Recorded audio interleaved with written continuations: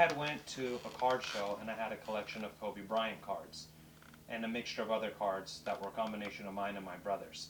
So when I went to this card show, there was a gentleman there behind one of the tables, and I remember him saying, "I'll give you $10 per card that you have of Kobe." And I thought, $10? These cards are from the 90s. Surely they're worth more than 10. And I told him I needed to think about it. We went back and forth, and he was real pushy. And I just remember thinking, this guy's trying to rip me off. So I told him, no, I'm not going to make a decision when I don't know what my cards are worth. I got to look them up.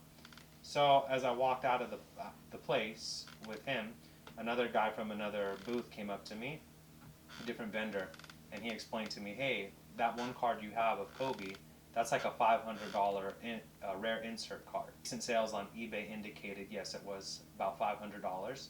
And so he offered me a certain amount of money based upon a percentage of the card. And I thought, okay, that's fair. You know, that's a fair estimate.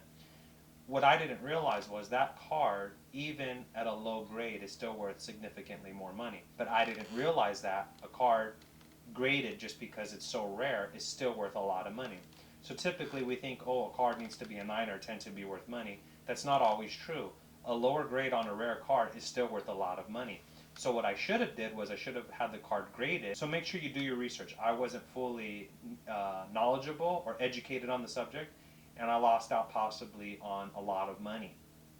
So this is for you to learn from my mistake. We all make them when it comes to business, and I'm learning the business of the sports card world, and I'm doing this so that you can be educated so you don't make the same mistakes. Look up your cards in a low grade form if your cards are older or damaged or you didn't take care of them, because vendors will try to say, oh, well, the card's damaged, it's not worth much. Well, that depends. If the card is older, it could still be worth a lot of money, even if it's not in the best shape. So don't just look at the PSA 9s and 10s and say, oh yeah, you see, if it was a 9 or 10, it'd be $1,000. Well, maybe if it's a PSA 5, it's still $250. Still worth a lot more than maybe the $30 your card is worth in its raw form. So again, learn from my mistake and continue to have a great day. See you all soon. Bye-bye.